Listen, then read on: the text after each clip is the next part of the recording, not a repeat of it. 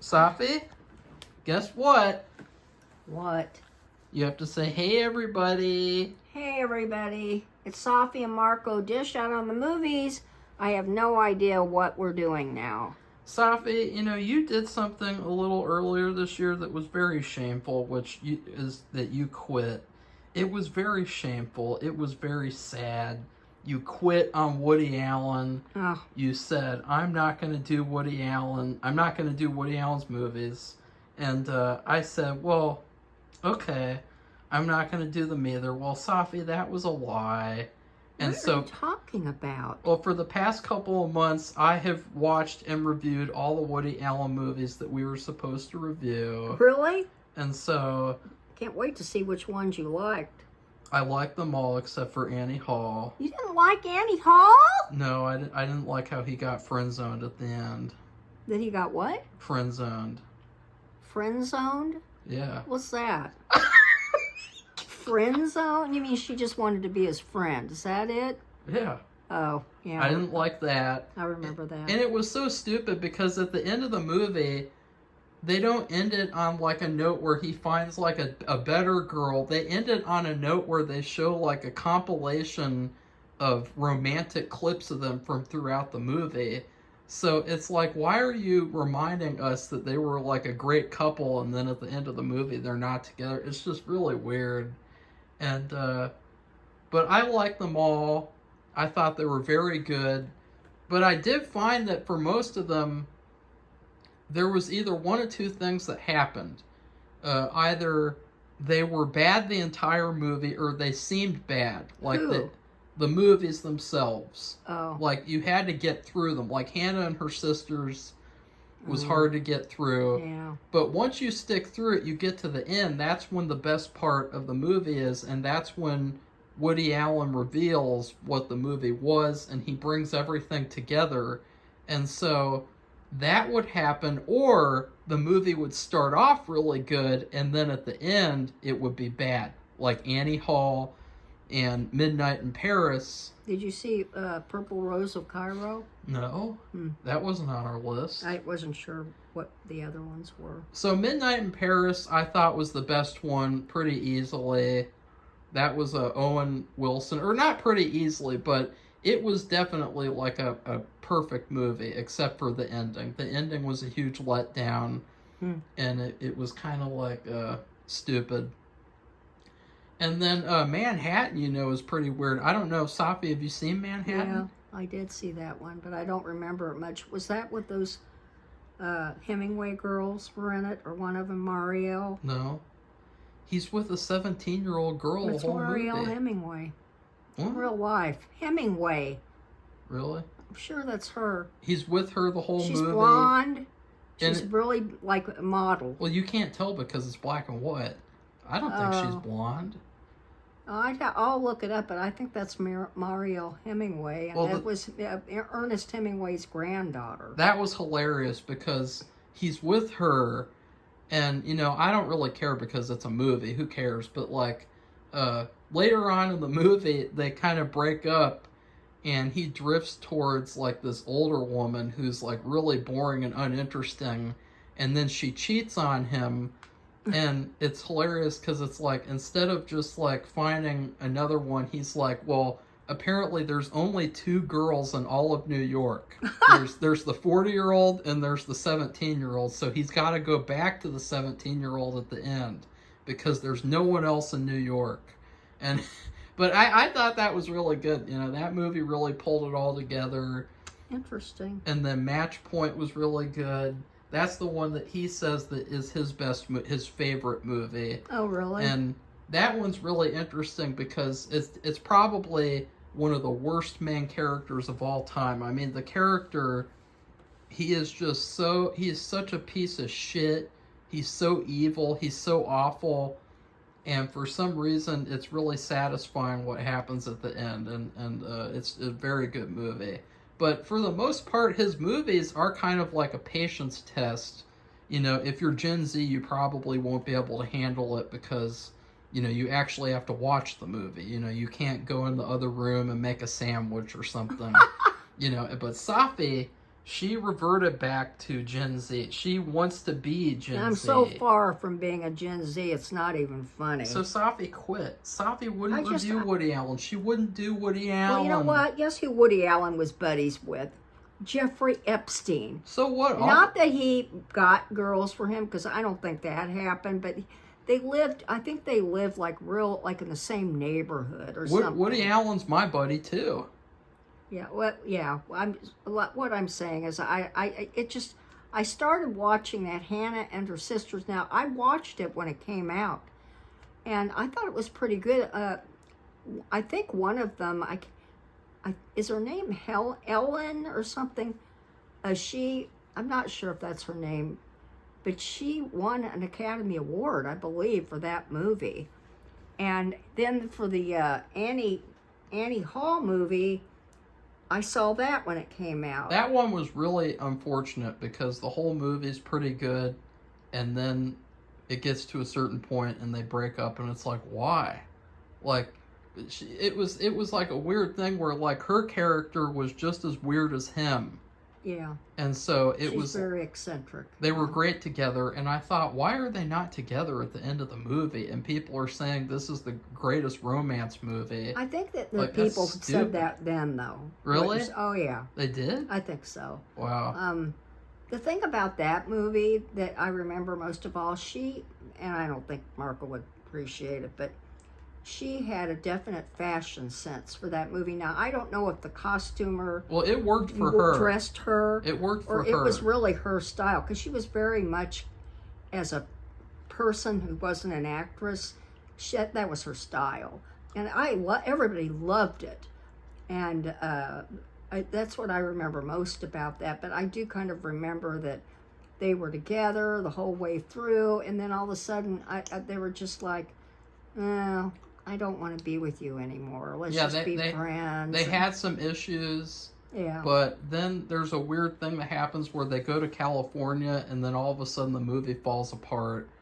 And apparently she goes to California, and she literally like puts herself in a different time zone, not just the friend zone.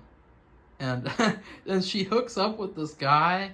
And apparently the guy tennis player? He's Simon from Simon and Garfunkel. Apparently. Oh, that guy. Yeah, I know who that is. And I thought, ew, like seriously? I know. Like, I didn't understand that either. That was bad. No. That was really bad. And it's frustrating because the whole movie's really good, and then it gets to that part, and it's like, wow, you really fucked that up.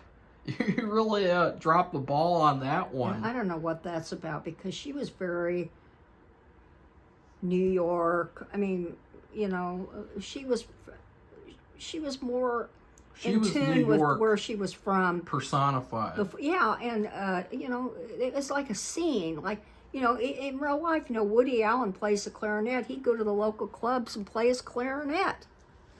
And so, I remember that. And he was, what's his name? It's not Paul Simon. It's Garfunkel, Art Garfunkel. So I remember this because... No, I think it's Paul Simon. The short guy with the brunette hair? You're kidding. I thought it was Art Garfunkel. Well, yeah, that's Paul Simon. He's the shorter one with the dark hair. They don't go together at all. I know. I mean, just thinking about that now. I mean, I know the both of them. So... Well, and there was another movie. I don't know if you've seen Crimes and Misdemeanors. I don't know. That one was really good, but that was a later one, right? It was challenging because he wanted it to be an unhappy movie on purpose. Of course, he's like that. Because people said that it was his movies were very like depressing. sweet and upbeat, and so he wanted to do the opposite of that, and he wanted there to be a really dark movie. So that's just not. There's a similar thing that happens where Woody Allen's character gets friend zoned by Mia Farrow. Of course. And Mia Farrow hooks up with this real piece of shit. And I know you probably recognize the actor. He plays like a really obnoxious, douchebag the entire movie. And see, for that movie, it was very understandable what happened, even though it was very upsetting, because her character never really fit with him that well the whole movie. I mean, it's Mia Farrow, and she's weird and gross. And I used to like her, but no, the thing that I didn't like her from that Rosemary's Baby. I didn't like that haircut. I don't like her at all. That Twiggy haircut. Ugh. And she's awful, and so she didn't really fit with him, so it wasn't very upsetting at the end of that movie when... When you say fit with him, are you talking about Woody Allen? Yeah. And so they didn't they get married? Yeah. Yeah. That's Well, I mean the characters, though. Yeah, I know. The characters. He put her in a lot of movies. She was a bitch. Her character was a bitch. She was a bitch in real life, too. Yeah, that's what I remember, too. And, sorry, but that's what my impression was. So sorry. I was okay with that, but with Annie Hall, it was like, why are they not together at the end? It's just so... It kind of destroys almost like his entire career, because if you look at his movies, it's like you want Woody Allen's character to end up with the girl at the end, and from the movies that I watched, the only time that happens is with the 17-year-old. But she did, no, she turned 18 at the end. Yeah. I'm sure that's Mario Hemingway. Yeah. Well, she was really good. Yeah, she was. Somebody, her grandpa committed suicide, and I don't know if it was her mom. Is it Maureen Hemingway? God, I don't remember. It's been so long ago. One of them, her mother, I don't think it was Marielle, committed suicide too. Just horrible depression in their family. Well, so it's frustrating, and I'm trying to figure out if there's any Woody Allen movie where it's a romance with him and he does end up with the girl at the end. I don't know, because that was kind of a trademark. Oh, okay. I think that was a thing. Anybody who's like around my age or something that's been around the whole time he's been making the movies, or just an aficionado, and like Marco seems to be kind of one now, to watch these, you might know. I think that's a thing though, that he was always, he didn't have confidence, and he would say stuff like that. He just doesn't have the confidence to do something. Safi, he had a lot of confidence. No, but he was always like unsure of himself, or he came off like that. That was and fake. so he would, and so he would, he never would end up with the girl. He would always pick somebody out and seem like they were really good together, or they were being, they were going to stay together, and then bye. It wouldn't work out. That's supposed to be his trademark movie, and I can't see how that could be like someone's trademark romance movie if they don't end up together at the end. Which one? Annie? Yeah. Really? That's his trademark movie. The thing I know it for is that the fashion was just... And Manhattan. Manhattan is I remember that. Is a perfect movie. I watched both of them. And I would say overall he's a great filmmaker, and I don't care about any of his real life at all. I don't care at all. Well, he's older. I mean, he's probably like 80. He did a great job, and he made all the best movies, and yeah. Yeah, he had his own style, and that's what was really good too. It's really unfortunate you quit. You gave up on Woody Allen. I couldn't do it. Why? I don't know. I just no. You could do it. You could do it. Yeah. I watched that movie a long time ago. I watched it when it came out. You have to. I even watched the Academy Awards where the woman got an Emmy. Safi, the camera's over here. Well, whatever. She got an Oscar. I can't think of her. And I remember it most because she was wearing this dress. I really focused on those award ceremonies, on the fashion, because they always come with these experimental looks that are either good or they're bad. And she was older, and she had like a scoop neck. And I remember it. It looked terrible on her. It just looked awful. And I remember because she was really good in the movie, but it just took away from her. Oh God, her receiving her award. Oh God. Anyway, I mean, I'll never forget it. And here I am, like, that was years ago, and I remember it like it was yesterday. You fell asleep. I didn't fall asleep. I was wide awake. No, you tried to watch Hannah and her sisters, and you fell asleep 3 times. I just couldn't. I couldn't do it. So I think it's really shameful that you quit. You I don't gave care. up on Woody Allen. I don't care. I had to pick up the pieces. I had to watch all the Woody Allens. I'm gonna have to look up that Manhattan movie though, because I'm sure that's Mario Hemingway, and find out about who else besides Ernest Hemingway committed suicide. It's just they had very bad depression in their family, and I feel so bad for them, so sad. And they're beautiful women. They're very unusual, beautiful women who were really good as models. I mean, they were very photogenic, I should say. And so, Safi, that's it. You can apologize. I'm sorry if that offends anybody. You can apologize for giving up on Woody. Years later, because he's a master. He is a master of the film.